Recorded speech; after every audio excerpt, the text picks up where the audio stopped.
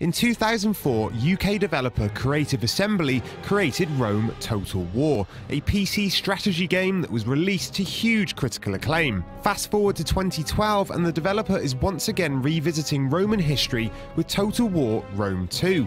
But with a release not due until 2013, there's a long wait until eager fans can get their hands on the game. In the meantime though, how about a look at the game in action? We sat down with James Russell from Creative Assembly for an exclusive first ever look at the battle gameplay from the new Total War Rome 2. 2 years have passed, and the walls of Carthage still stand, and they will continue to stand while Rome relies on ineffective commanders and a rabble of broken men. We are wasting coin and men on a futile... Rome must command respect. We must command respect. Respect will not feed Rome's people. Honored senators, I move that we end the siege of Carthage and turn to civic matters. Senators! Senators! The time has come to end this war. That much is true. But end it with blood and fury and glory for Rome. What we're showing here is part of the siege of Carthage in 146 BC. The city had been under siege for several years, and we're going to see old Scipio's grandson, the young consul Scipio Aemilianus, command the final assault on Carthage.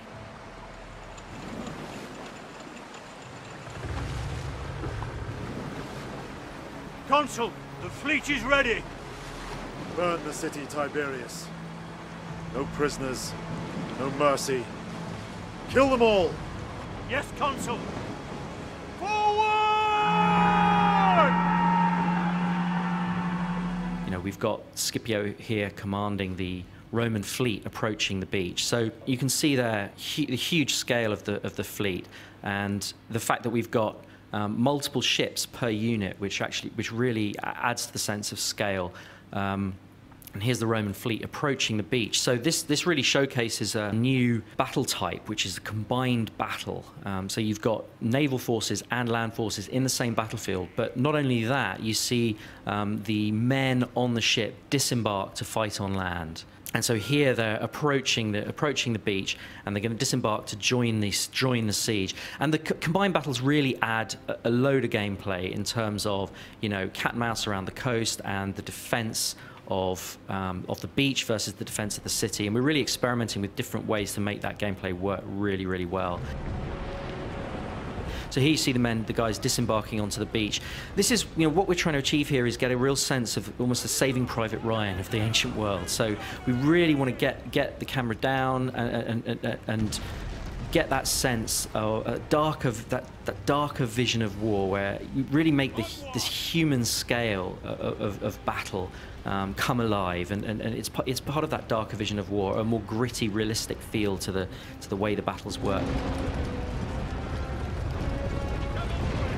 Here you can see the shipborne artillery as part of another feature of combined battles. Obviously, you can have, you know, artillery on ships as well as on land, and these artillery pieces on the ships bombarding the city. So, as I said, huge epic city environment there, because this is the capital city of your great enemy here, and we really want to make the city feel like it's been under siege for several years. So it's a kind of darker view of a siege war. It's not, you know, a kind of fresh city that we've had before. It's damaged, it's worn, it's dark, it's smoking. We want to make this approach feel apocalyptic. This approach to the final battle for one of your great enemies. We want it to feel apocalyptic. So, you know, we've got these siege towers here. They're in place because, as I said, the siege had been underway for several years. But this is the final assault from a navy. So we're really breaking down the barriers between armies and navies, and that's obviously got a huge impact on the campaign map as well, because it means that navies here can attack cities.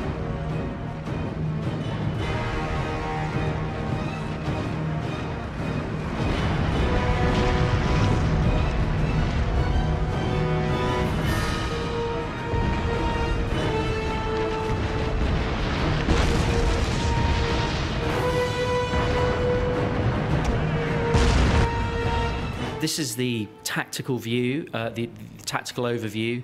It really helps the player orient themselves in these larger city environments.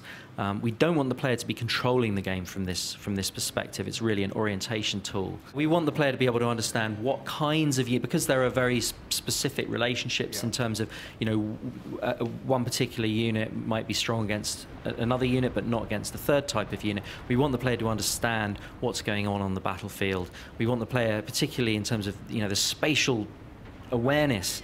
We want the player to be able to understand what's going on and see threats and where they're coming from, but absolutely not to control the battle from that perspective. So this is an example of our unit camera, and we're really experimenting with ways to get the player down into the action. Prepare for battle, men.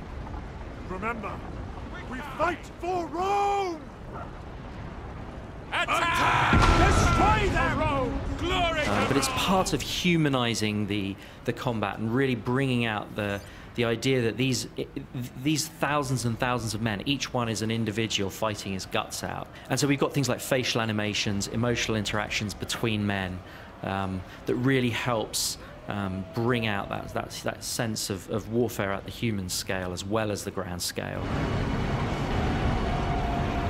This huge city obviously has multiple capture points. That's something we haven't had before. Where previously you'd have a core battle for a central plaza, but Carthage here has several different capture points, and that means that the gameplay is completely different inside the city. You've got a much better sort of sense of cat and mouse because you've got a reason to have multiple breaches so that you can capture different points.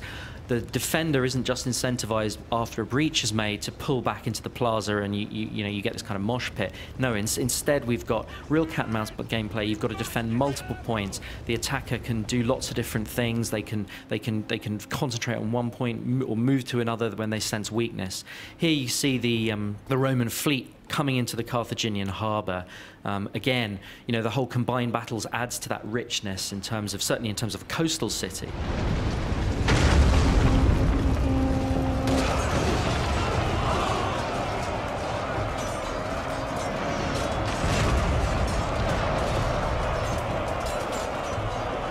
In Shogun, you've got individual samurais seeking out other samurais, and they have this sort of elegant swordplay. But in the Roman era, we really want to get a sense of that kind of brutal, mechanistic group combat.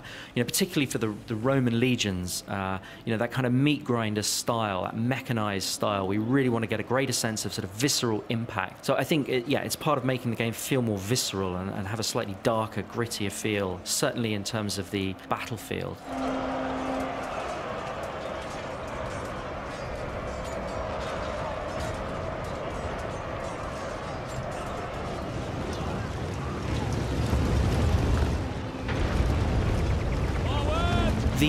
The Total War engine, over the years we've learned so much about how to get a really optimized performance in terms of being able to deal with thousands and thousands of men on screen at once, and the fact that when you zoom in you get a huge amount of detail. But we also want to make sure that the game, as well as taking advantage of the best that the most powerful machines have to offer, we also want to make sure that the game's playable on lower end machines too. So our goal is to make sure that the game has the same minimum spec as Shogun 2. Now we're going to do everything we can to try and achieve that. We can't guarantee it, but that is what we're trying to achieve. We're really pushing the look of the game, but this is super early code. We're way pre-alpha, and what that means is there's loads of features, not just in terms of the graphics, but also in terms of the combat and the animations that actually aren't in the game yet. So the final game's actually going to look way better than this. We're working our guts out on this game, and we're determined to make it the best Total War game ever. We've got a huge budget for the game, about 40% bigger than anything we've done before. So we're absolutely determined to make it the most epic Total War title ever. The bad news is we're not going to be releasing until the second half of 2013, so late next year.